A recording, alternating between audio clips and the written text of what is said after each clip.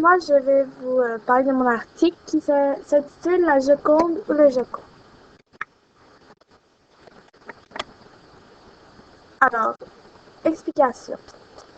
Des chercheurs italiens tentent en ce moment de prouver que le modèle qui a inspiré la Joconde était un homme.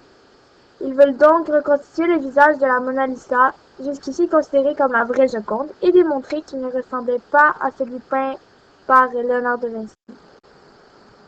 Pour ce faire, l'équipe d'experts doit d'abord retrouver le crâne de Lisa Giardini, probablement enterré dans une crypte à Florence.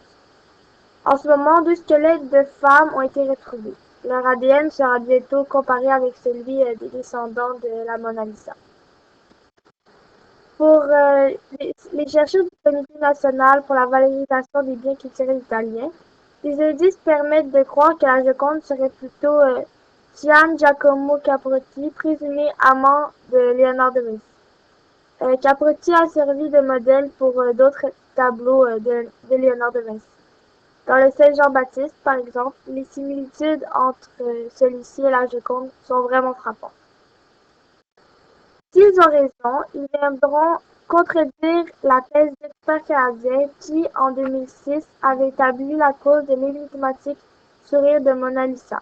Elle venait d'accoucher. Un événement impossible si elle se révèle être un homme, bien sûr. Alors, le lien avec le cours d'histoire. Alors, moi, j'ai trouvé que dans la Renaissance, on délaisse les sujets religieux pour les sujets de l'Antiquité. Alors, l'homme devient le véritable sujet, alors d'où la Joconde.